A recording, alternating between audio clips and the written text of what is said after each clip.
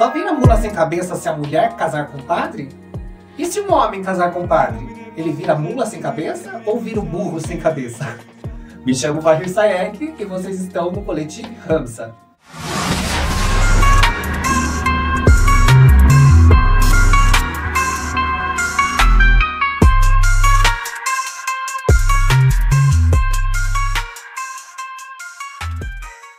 Para muitos eu sou considerado pecador, digno para receber o karma de virar mula sem cabeça.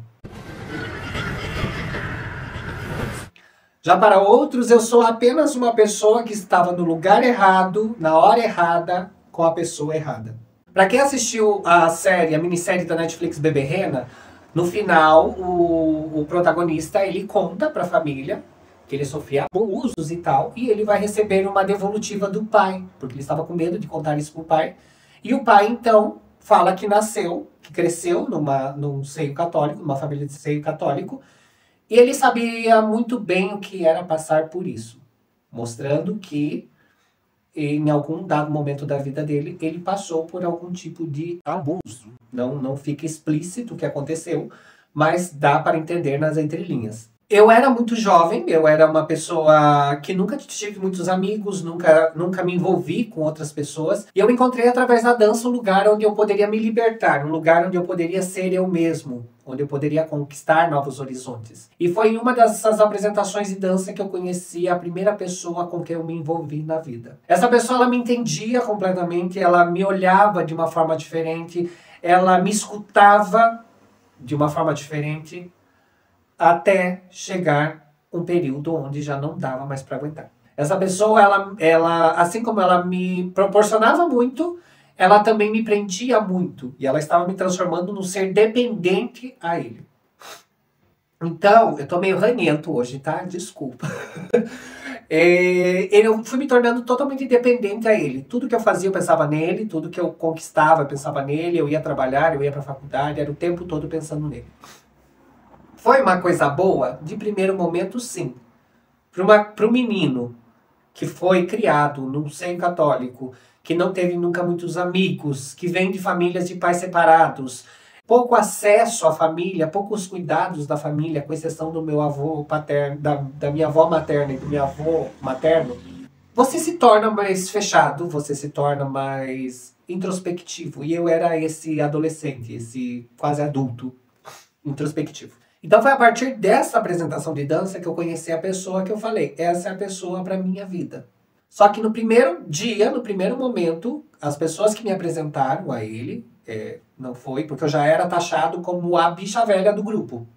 A pessoa que ia morrer solteira. E esses meus amigos da onça me apresentaram essa pessoa com um nome, um apelido de padre.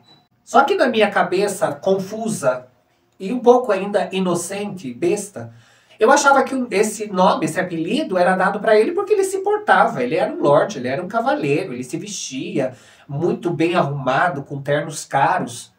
Isso não existe. Conversa vai, conversa vem, vai passando um dia, vai passando outro dia.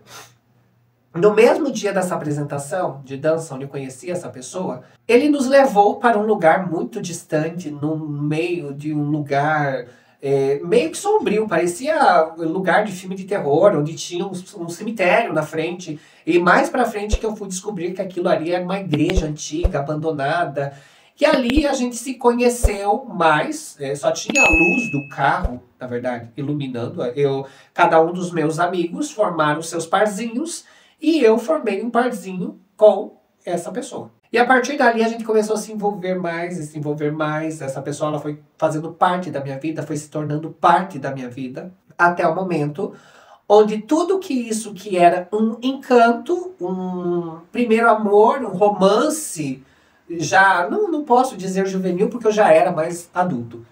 Estava prestes a fazer meus 17 para 18 anos. E isso foi se tornando meio que um caos na minha vida. Porque tudo eu tinha que contar, nada eu poderia esconder. Ele começou a se tornar uma pessoa possessiva, uma pessoa agressiva, fisicamente e psicologicamente falando. E nesse período também a minha mãe ficou muito doente. E minha mãe, ela tinha um sexto sentido que ela falava assim, não, sai longe. Por mais que eu não tivesse convívio, um convívio familiar muito afetuoso com a minha mãe, nesse período que ela ficou doente, eu consegui ter mais contato com ela. E aí foi nesse período que ela conheceu ele também, porque ele começou a frequentar minha casa, a ir na minha casa, sempre de forma escondida. Aí eu já comecei a levantar hipóteses. Por que essa pessoa ela vem aqui escondida? Ela quer sair e ela quer me levar para outras cidades, ela não quer ficar aqui na cidade onde nós estamos. De onde essa pessoa tira tanto dinheiro? Porque ele era extremamente abastado.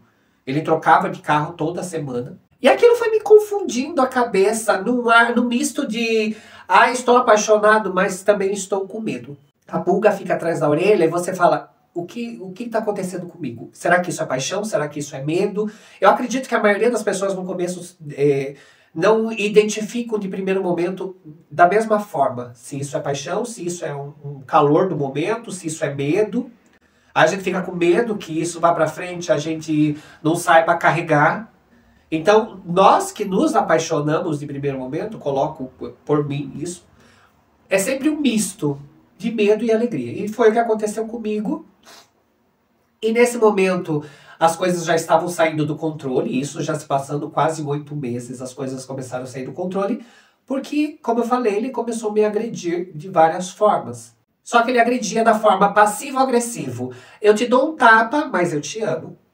Eu te empurro, mas eu sou apaixonado por você. Eu fiz tal coisa, mas eu te trouxe um presente extremamente caro. Então era sempre assim, era querer compensar a merda que tinha feito, fazendo alguma coisa que saberia, ou sabia que eu iria gostar. E nisso eu fui levando.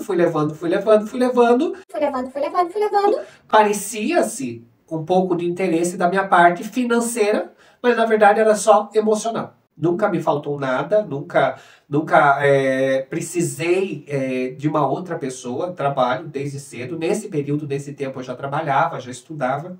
Então eu nunca precisei de alguém para... É claro que você precisa de alguém para te ajudar até determinado ponto da vida. Mas com meus 16, 17 anos, eu já trabalhava, já tinha emprego, já dançava, já conseguia produzir meus figurinos, fazer tudo isso.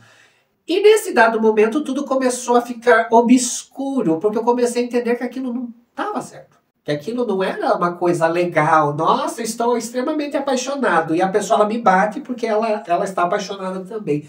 Alguma coisa ali não fazia muito sentido. Na verdade, tudo não fazia sentido. Só eu que não queria enxergar. Até o dia que a minha mãe estava lá na casa da minha avó, ela falou, para de trazer esse homem aqui porque eu não sinto uma energia boa vindo dele.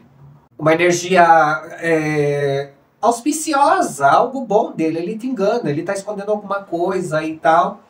E aí, no mesmo momento, ela falou, passando essa conversa, ela falou, eu queria ir numa igreja, como eu falei lá no início, minha família é extremamente católica, eu queria ir numa igreja onde tem um padre que eles conhecem como padre exorcista. Eu falei, tá, a gente pode ver. Ela falou, não, eu vou marcar essa semana e a gente vai nesse padre exorcista. Ficava distante da cidade, ia muita gente, lotava essas sessões, não sei como chama, esses negócios que eles fazem dentro da igreja. Antes disso acontecer, só pra vocês entenderem um pouquinho mais lá pra frente, essa pessoa ela falava muito sobre o demônio.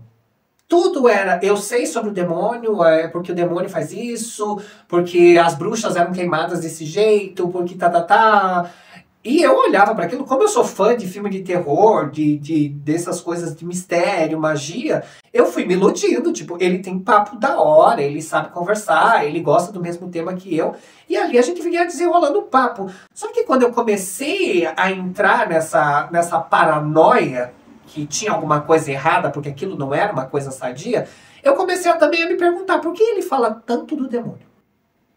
Ele é apaixonado pelo demônio? Esse homem é satanista e não me contou. O que ele faz que é tanto o demônio? Era de 5 dias na semana que a gente se via, 4 ele falava sobre o demônio. Era uma coisa surreal. Surreal. Era demônio, e várias formas de... porque o demônio saiu numa igreja tal, e você viu a história. E era sempre assim, eu trouxe aqui, caindo na lábia, nossa, ele tá falando sobre um livro tal, beleza. Fui levando. Comecei a ter nos meus devaneios até minha mãe querer ir nessa igreja. Vamos na igreja? Vamos. Eu não costumo ir em igrejas.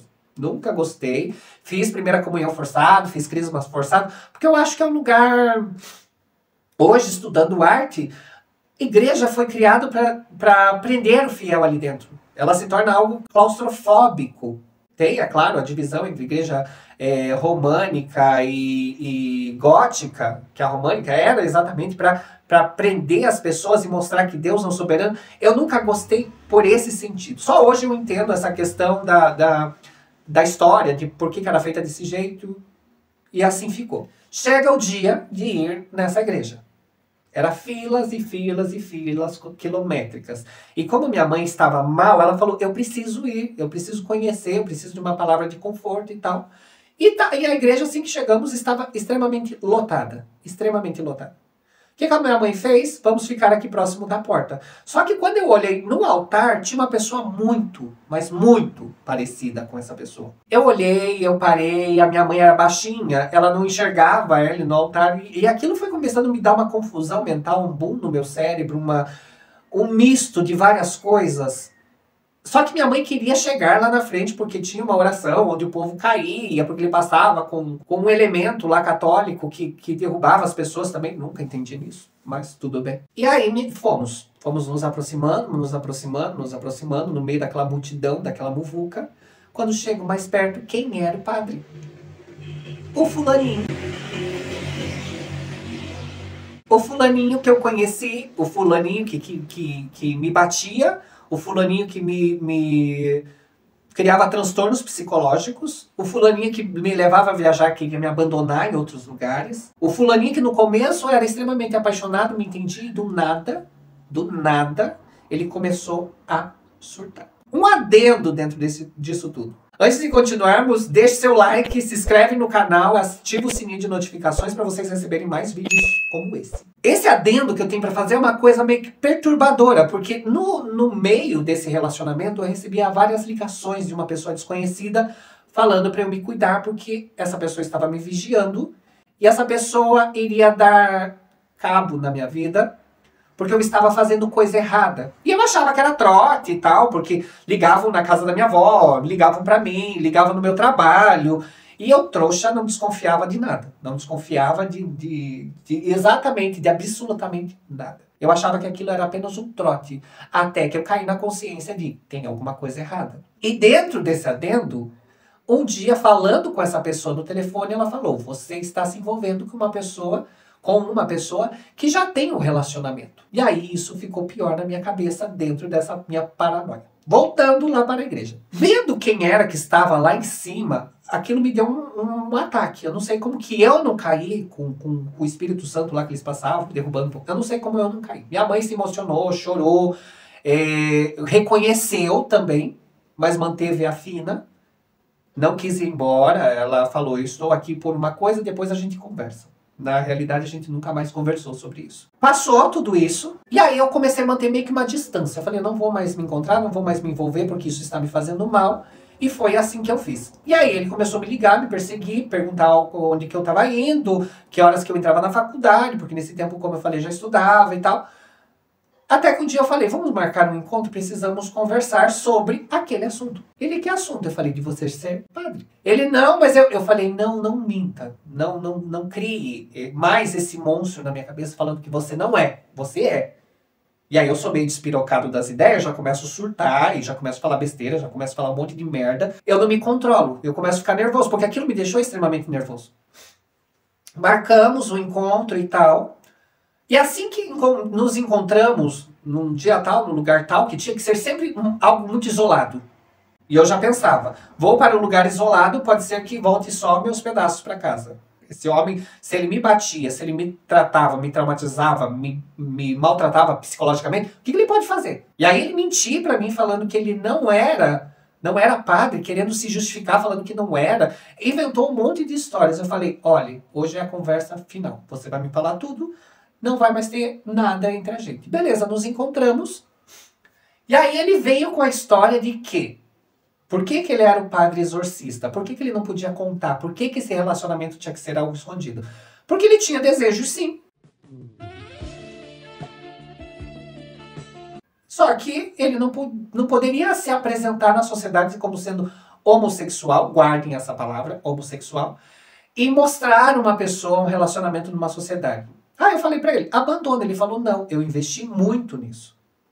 Quando ele falou, eu investi muito nisso, eu falei, tá, você investiu muito nisso.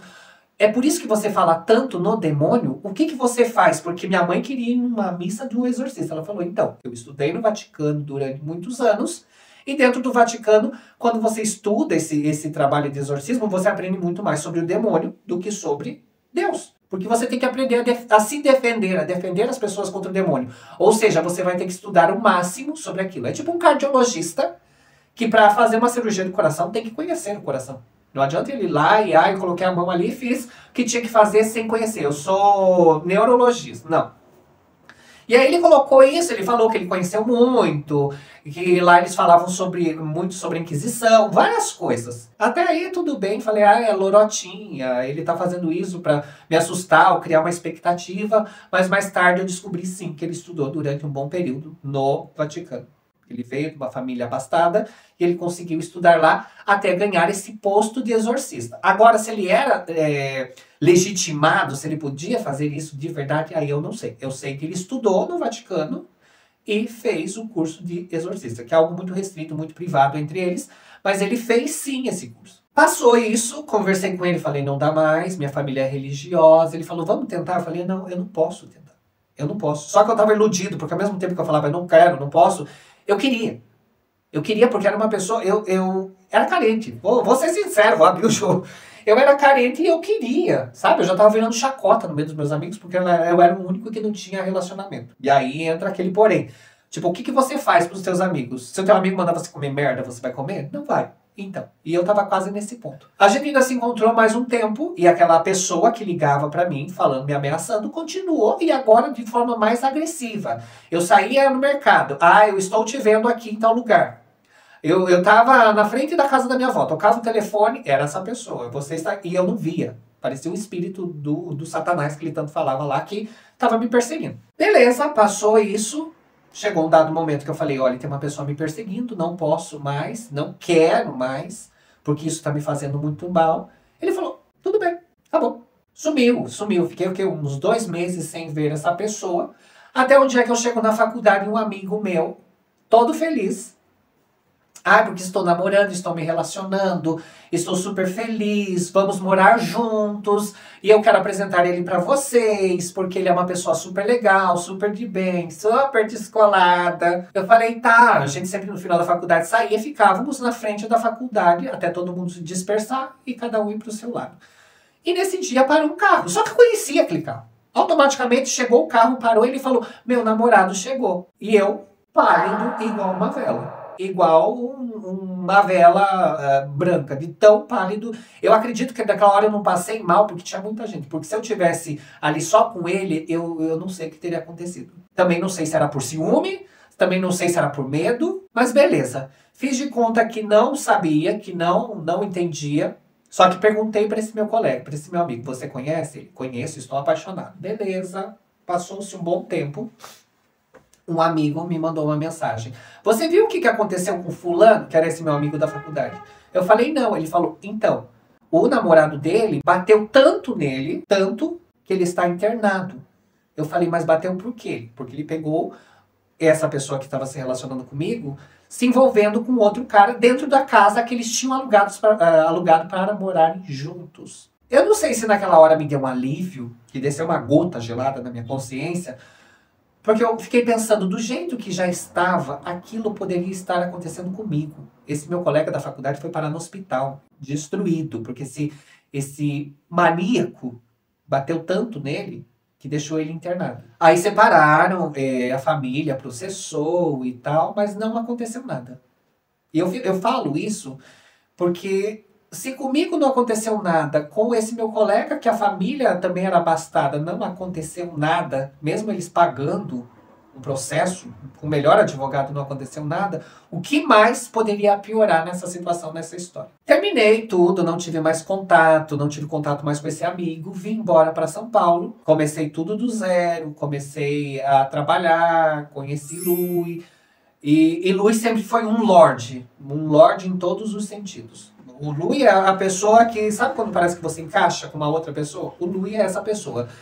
No começo eu achava meio estranho porque ele fazia as mesmas coisas que esse outro fazia no começo. Era muito gentil, era muito educado, deixava eu vomitar no tapete, que é uma história que eu posso contar um outro episódio. Mas o Louis foi muito gentil, eu falei, tem alguma coisa estranha. Mas depois eu descobri que não tinha nada demais. O Louis era assim, até hoje assim mesmo. Até um dia que estávamos fazendo um show e ele atende uma ligação no telefone, minha tia desesperada no telefone, querendo falar comigo, querendo saber como eu tava, e ele falou, estamos num show, ele vai te ligar mais tarde. Liguei depois do show pra ela, ela falou, a sua voz está internada e não está muito bem, teve uma queda de pressão, várias coisas de pessoa de mais idade. Eu falei, tá, mas isso acontece com ela quando ela se preocupa muito. Ela falou, então, tenta ligar pra ela essa semana, porque ela vai te contar o que aconteceu. Ah, beleza. Esperei uns 2 dias passar, não conseguia falar com ela. Quando eu consegui falar com ela, ela falou, ai, que bom que você está vivo. Eu falei, claro que eu tô vivo. Sempre a gente se comunica e tal. Ela falou, então, lembra do fulano? Fulano foi para São Paulo, morar em São Paulo. Isso eu vou contar de forma resumida, gente, porque eu fui atrás eu não sei se como que chama, laudo judicial, não sei a palavra certa para isso. Mas fui ler isso, é terrível. Ele veio, ele bateu nesse menino lá no sul, internou o menino em Santa Catarina lá, fugiu, veio para São Paulo. Se envolveu, se relacionou, casou com uma mulher, lembra lá que eu falei no começo? O homossexual. Ele queria ter um envolvimento com uma pessoa, só que ele, como homossexual, não poderia se envolver publicamente com outra pessoa pelo trabalho dele. Ah, beleza. Só que aí ele fugiu, foi para lá, algumas más línguas ou boas línguas, não sei, falou que ele abandonou a Batina antes de vir para São Paulo. Se relacionou, casou com uma mulher bem abastada. Até que um certo dia essa mulher, lembra que eu contei lá no começo que ele falava muito sobre o demônio e tá. Um certo dia essa mulher, que era até então espírita, começou a falar de um livro para ele, se eu não me engano é do Gasparetto. E ele, revoltado, pegou uma tábua de cozinha e assassinou essa mulher. A sangue frio. A sangue frio. Depois de ter casado, se relacionado, usufruído de tudo que essa mulher tinha, apenas na cabeça da mulher com a tábua de cortar carne. Ele ficou uma noite com essa mulher morta, dormiu ao lado dessa mulher morta, foi trabalhar no outro dia, comunicou todo mundo que ele conhecia que ele iria fazer uma viagem, colocou o cadáver dessa mulher dentro do carro, envolto em sacos, subiu, foi viajar, é claro, para Santa Catarina, subiu a Serra da Dona Francisca, jogou essa mulher do morro, porque quem já andou na Serra da Dona Francisca sabe que é o morro que sobe, e encontraram, depois de um tempo, esse cadáver, um plantador de banana, um cultivador, não sei como chama, pessoa que planta banana. Porque nessas BRs, nessas vias, sempre tem pessoas que vendem coisas. E esse homem que encontrou o cadáver vendia bananas. Encontrou o cadáver dessa mulher. E aí, por que a minha avó quase morreu? Achando que eu também tinha morrido. Porque a rádio e a TV local, porque ali engloba toda a questão de Santa Catarina, Paraná e Santa Catarina, eles tinham encontrado um cadáver dentro de um loteamento onde eram plantadas bananas. Só que eles não identificaram, não colocaram uma identificação, não falaram se era homem, se era mulher e tal. Encontraram. E colocaram a imagem do fulano, que estava como fugitivo, como principal pessoa que cometeu esse crime. Que era o fulaninho lá. Então o que aconteceu? Minha avó entrou no desespero porque ela falou. Eu recebia ligações, ele recebia ligações, porque uma hora eu abri o jogo pra minha avó e falou, estou sendo ameaçado o tempo inteiro. Eu recebia ligações. E aí essa pessoa me ameaçava tanto, ela falou, ele matou.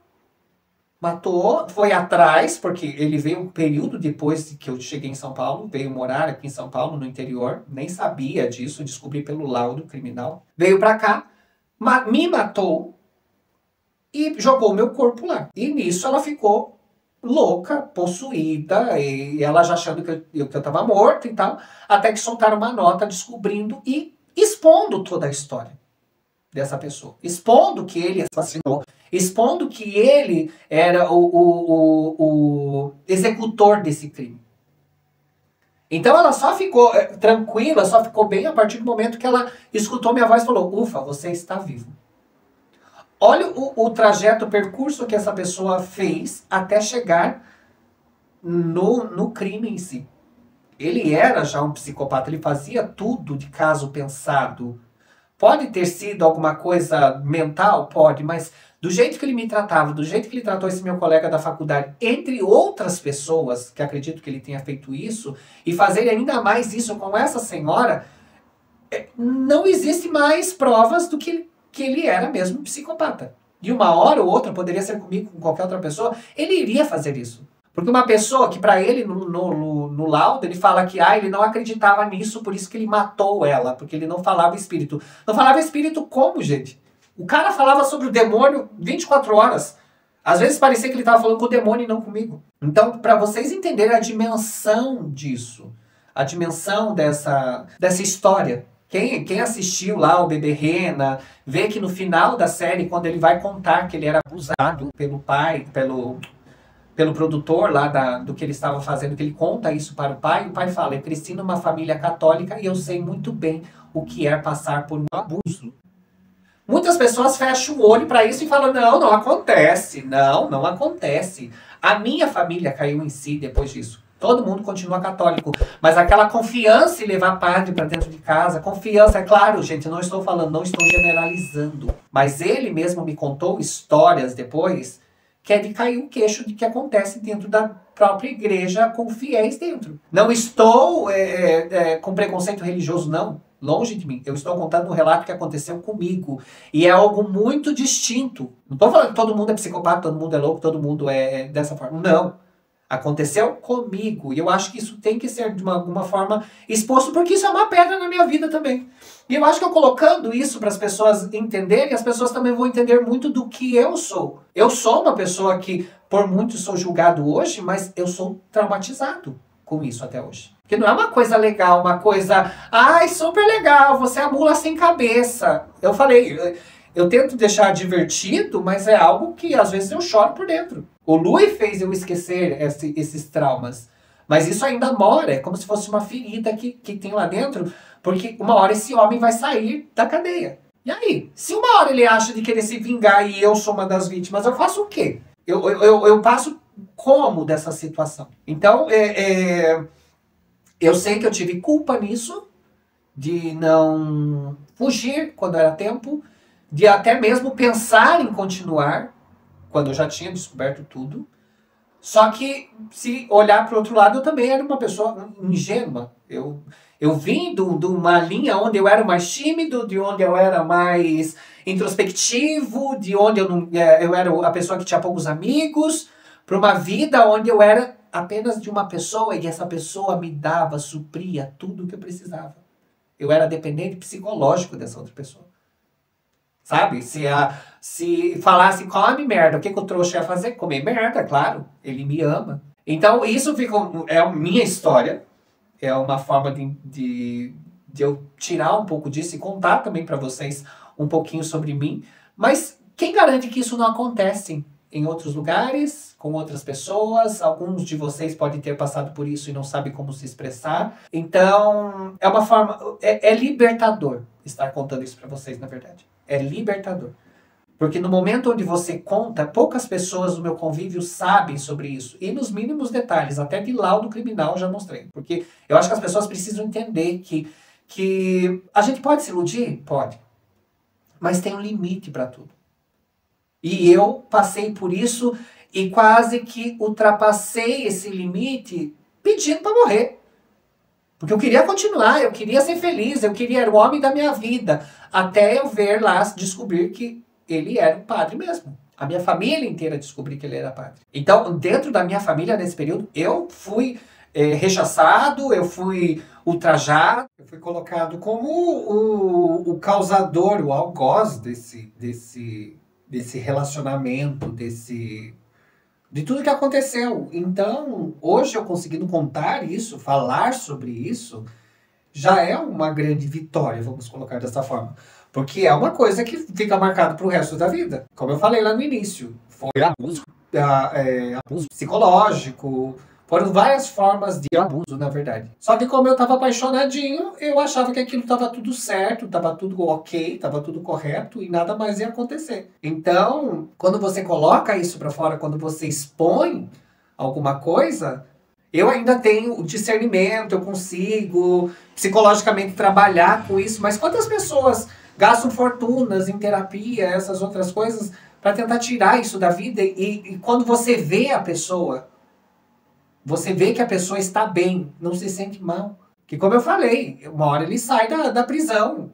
E aí? Eu sou a próxima vítima? Que nada vai garantir que ele vai sair da prisão e vai se tornar uma pessoa melhor, uma pessoa iluminada. Porque Deus colocou a mão na cabeça dele. Ai, pra mim isso não rola. Não rola. Não vai ser absolvido. Não vai mudar. Não, gente. Eu não consigo ver isso com bons olhos. E tem pessoas que acham que ele foi certo em fazer isso. Que foi extremamente correto. Porque poucas pessoas sabem de tudo isso que aconteceu. E as pessoas do convívio dele, eu acredito, por tão fanáticas que eram, continuam a defender ele. E fica sempre assim, tá tudo ok, ele é uma pessoa super do bem, foi um deslize na vida. Não é, gente, ele matou uma pessoa, ele assassinou uma pessoa. Então o vídeo de hoje foi sobre isso, eu tentei deixar o mais animado, mas é um tema também que muitas pessoas podem ter passado e não conseguem expor essa visão. Então fica como uma reflexão e como um ponto de uma abertura para as pessoas contarem o que aconteceu. Porque hoje muito se fala em justiça, muito se fala em respeitar a lei da vítima, respeitar a vítima, mas o que a gente vê na sociedade é totalmente o contrário. A vítima é o criminoso. E o criminoso tá aqui, ó, gozando, usufruindo de tudo que é nosso, porque nós também pagamos para eles estarem dentro de uma prisão. E ainda saem como boas pessoas. Pessoas renovadas, reconstruídas. Existem exceções? Existe. Mas me falar que 100% dessas pessoas tiveram uma mudança, aí é meio pesado. Falar que essas pessoas mudaram 100%. Não vou falar que, porque no Brasil é o seguinte, a pessoa ela roubou uma galinha, ela vai pra cadeia, mesma prisão, mesma penitenciária, que um bandido que mata 5, 6, que estupra, esquarteja. Então, assim, existem sim exceções, existem pessoas que podem mudar a visão delas, mudar a forma com que vivem. Mas pessoas que fazem isso, para mim, que perdem a noção, perdem essa liberdade, tiram a liberdade do ser humano, tiram a liberdade de uma outra pessoa viver. Isso para mim, não, eu acredito que não tem uma mudança, não tem. Então o vídeo de hoje é sobre isso. Não esqueçam de deixar o like de vocês, se inscreverem no canal, pelo amor de Jesus, de Deus. Se inscrevam no canal para ajudar esse pobre amigo aqui que está começando agora e precisa de inscritos, de likes. Então é isso, beijo, até semana que vem. Fui!